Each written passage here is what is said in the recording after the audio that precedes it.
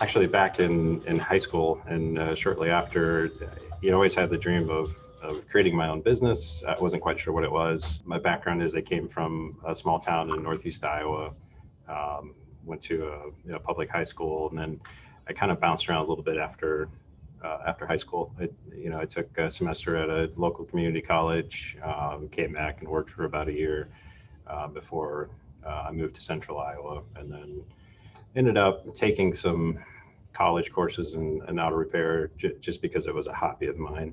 I didn't really anticipate it turning into a career at all. Fortunately, it was kind of in my wheelhouse. It was something I was fairly good at. I had a job before I graduated from college. It was part-time. I was at a local auto repair shop, and I quickly worked my way up through there. It wasn't too long after that I realized that a lot of these people in the early 40s were starting to just kind of fall apart. It's tough on the body. It's very rewarding. It's instant gratification to take something that's broken and see it fixed in a few minutes. So I really enjoyed that part of it, but I also didn't want to be 50 years old and living with a lot of chronic illnesses. So I started taking some transitions into service advisor and some management roles, which were really completely different than working on cars, but still in the industry. So I appreciated that part of it, but I did see a lot of things that I thought I could be doing differently.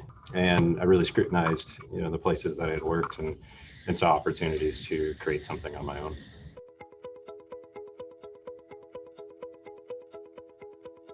So that was really a slow transition. So when I bought my first house, there was a garage out behind it. It was separate from the house. And as I was meeting with my accountant, he's like, "Hey, you're an auto repair guy. If you started your own, quote unquote business, we can start deducting some of the expenses of this property." So I said, why not? I always wanted to have my own business. I didn't really treat it as the one that I would ultimately be running, but I thought it'd be good practice. So we started that up, and I took on a few clients here and there. I did have to show some sort of income just for it to be considered a business. So I started getting referrals. The people I was taking on started telling their friends and family, and before long I had cars parked on the front lawn, and I didn't know whose car I was working on. It really wasn't fair to the neighbors. I was outgrowing it way too fast. I was still trying to work a daytime job at the same time. So it was about that time I said, yeah, I need to either go all in on this business, or I need to just shut it down. So I went all in. I took some night classes at one of the local community colleges on writing a business plan, a feasibility study, and just kind of took it from there.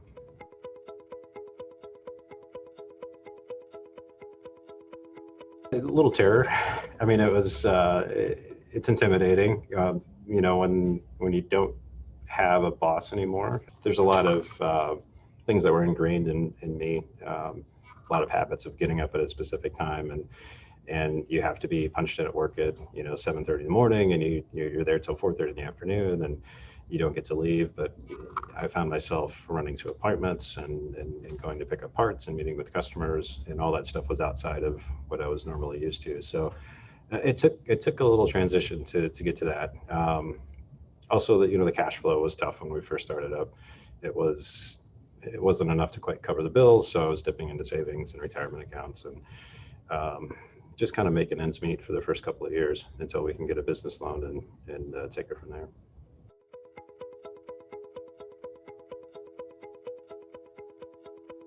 We've got a great program through the Des Moines Area Community College. Grimes is actually a suburb of Des Moines. So I had an opportunity to take some classes at night. And the classes I took were very specific. They weren't college credit courses by any means, but they were kind of fast tracking you through, kind of just the technical side of actually starting a business. That allowed me to create like a 22-page business plan and feasibility study. It was beautiful. And I took it up to the bank, and they threw it in the trash. So it was one of those where I was a little naive about it. I just assumed the bank would loan you money if you had all this put together. I didn't have any track record of running a business. So I had to go to a couple of different banks before I finally found one that would loan us the money we needed to get some equipment and actually transition into a rental location that was specifically for auto repair.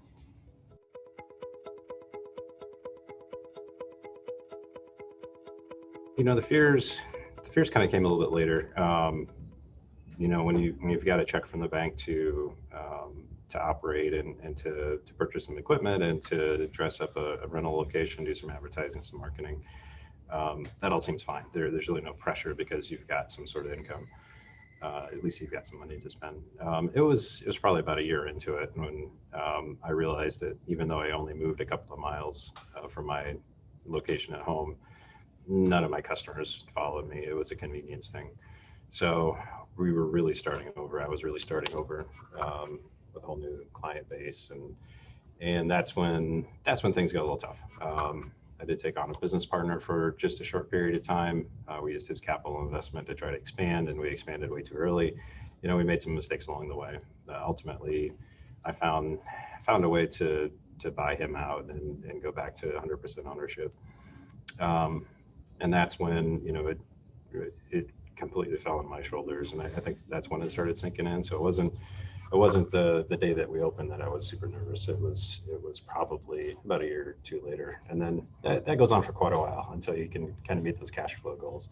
So I appreciate that formidable part of my life, but I'm just glad I'm not there anymore.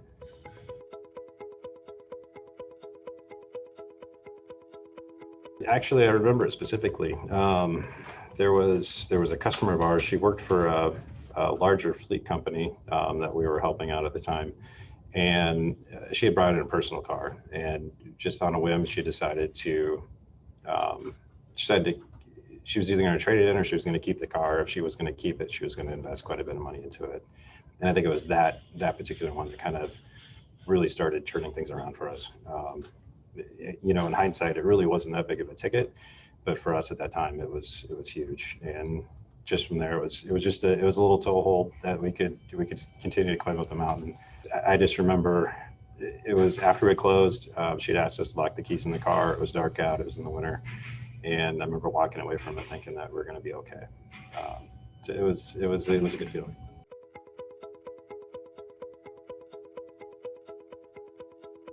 First one that I really related to was hiring the wrong people.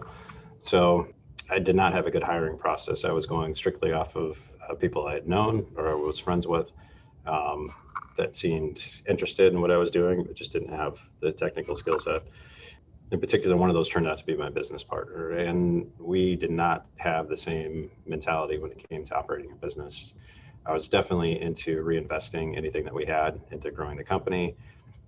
He was of the mindset of we need to cut costs to try to meet cash flow. I had to purchase his shares back from him, and then I did have to fill his position, and it was a quick transition to try to replace him, and I did not replace him with a very good candidate. So a lot of struggles there, especially when these people are the face of the business. We were trying to create a culture for our customers, and it didn't match with what I had in mind. So over the years, we've become a lot more proficient at identifying who we want to work for us, making sure that they have kind of the emotional intelligence that we need, and that we can train them up on the technical side. That's been key for us, and I think we've got a really good crew now. We've got 9 of us working here. It's very cohesive, and I think that's the reason for it. So also not charging enough and not knowing your numbers. Both those are kind of related. We did kind of what's called an Oreo cookie approach to charging. So we went out and kind of surveyed all our competitors, and we found the lowest and the highest, and we just kind of priced our stuff in the middle. We did it for a long time, and we worked very hard, and we just kept losing money. It's very frustrating, especially when you have certain customers that will come in. It doesn't matter what you charge; it was always too much. So we really had to focus on who it was we were going to serve. We really had to forget about what our competitors were charging, and we had to go in and just work from our expenses and figure out which margins we wanted, and then grow it from there. So we could either charge as much and do the job and make money at it, or the customer wasn't going to want to do it. But either way, we weren't going to work and not make any money. That that was another kind of a round of people that left the company when we started making that transition. Some people just thought we were charging too much. The reality is, 10, 15 years ago when we were making those decisions, it's not near what everybody's charging right now. We're very competitive in our market. We still don't shop people, but we do know how much we have to make in order for us to maintain our fixed expenses, and then show some profit and distribute that among our employees at the end of the day. So, and then really just not knowing your numbers, I think that tied in with it really well. We hired a coaching company out of Baltimore that was specific for auto repair shops. We got a very pinpoint education on our industry, and we took a lot of that. It really helped us grow as a company and helped us grow rapidly. You reach a certain point with that coaching company that they just can't help you anymore. But a lot of the fundamentals we carry forward to this day, and numbers was a strong one of those. Once we understood that, hey, there's this thing called margins, there's this thing called profit.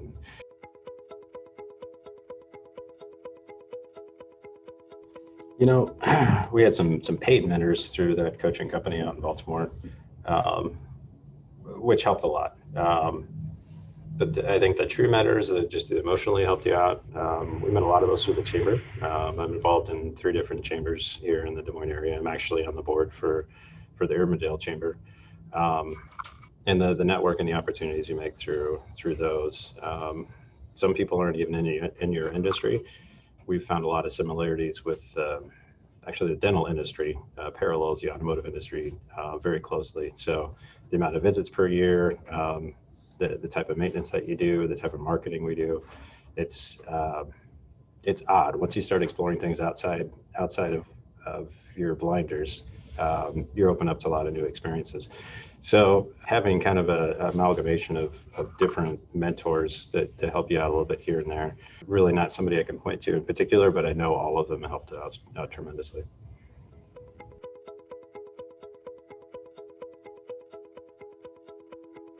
I started with it was just a hobby, just working on cars, and I really appreciated that, and taking some of the college classes until I could figure out what I wanted to go to college for. I figured I was earning some credits on something fun. That was kind of a surprise to me that I could actually not only make a living, but a very good living out of it. Just with any of the trade industries, there's a lot of opportunity right now.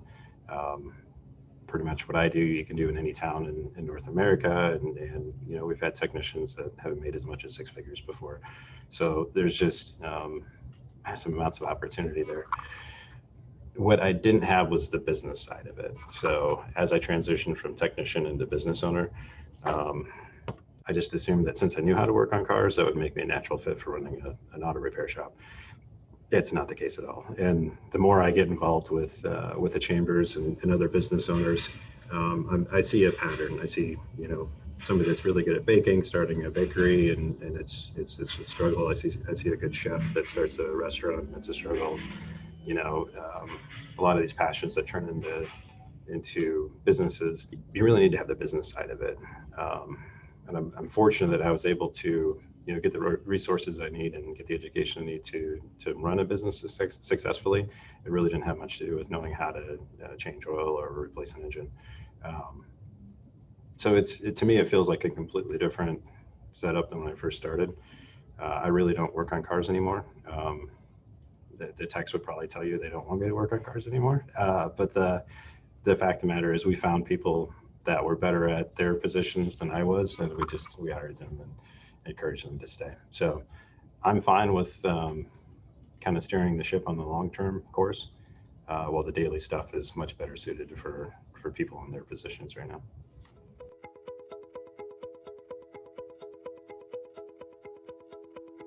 I enjoyed that segment of the Entrepreneurial LEAP book, The Nightmare and the Dream. So I do have more qualities of the dream right now than I did of the nightmare.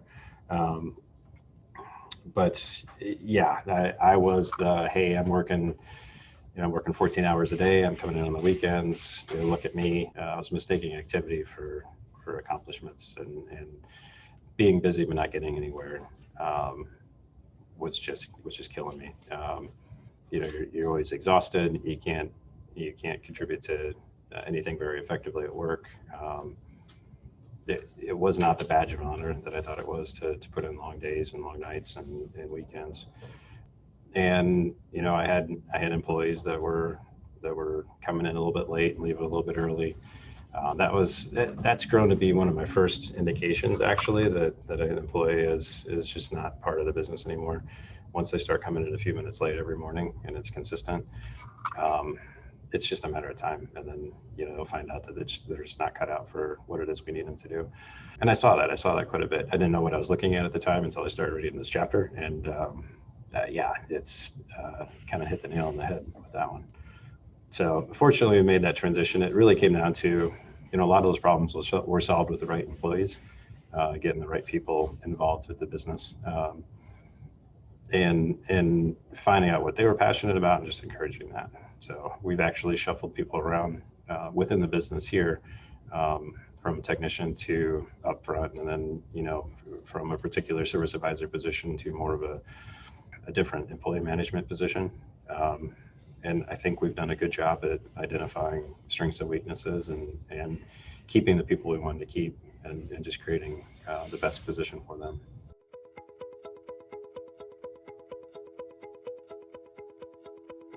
So when I first started in Grimes, we moved from Johnston, my house in Johnston, to our first rental location in Grimes. I mentioned that we lost a lot of our customers. We kind of started over with a customer base. The area we also made kind of a mistake picking the area. We found an industrial area that was cheap to rent, but it was on a dead-end street. It was in a part of town that people would normally travel to. So I really had to go out and just drag people in. The problem was I didn't have a lot of money for marketing. We used a lot of our budget for startup expenses. So I found an opportunity within the chambers. We joined the Grimes Chamber. I was the only auto repair shop that was going to any of the luncheons or the breakfasts or the after hours, and I just got to meet people. It was almost free to go to these things and shake hands and develop relationships that not only turned into customers for us, but we turned into customers for them. It's really helped us grow the business that way. So as I got more involved in the chamber, I got asked to be in a board position. I got asked to be the board chair at one point for Grimes. That really got me identified by like the Greater Des Moines Leadership Institute and some of these other nonprofit organizations that I started to become part of. Those really helped bring in additional clients, get us more exposure. But at the same time, it was fun. It was something I was passionate about. I still serve on a number of different boards, and it's kind of what part of my job has transitioned into. So I've got a lot of flexibility now to get out and be more involved in the community. To work on some of these different boards, to go out and do some fundraising for different organizations. So it lets me kind of come and go from work. We've got a great staff that can support this place on the daily side of things. So I think it's that flexibility to be able to come in and everybody's sitting down, they're engaged, and they're happy to be there. They're productive. We've got people that stay late. We got people coming on the weekends. That was kind of my dream. If you can create that kind of culture where people just genuinely want to help people out. Sometimes it's not even for money. They just want to help out their customers. So that's a big deal for me.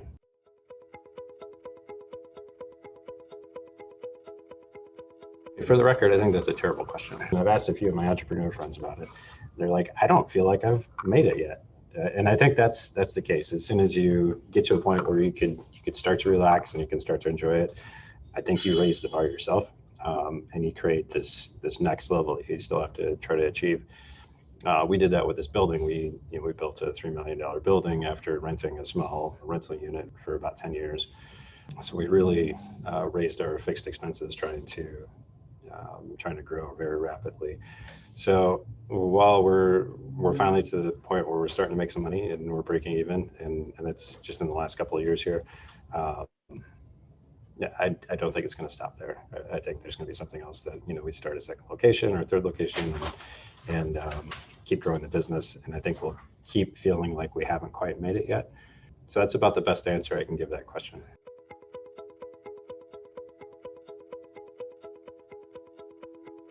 I think everybody says it's hard, but you don't really know how hard it is until you've done it.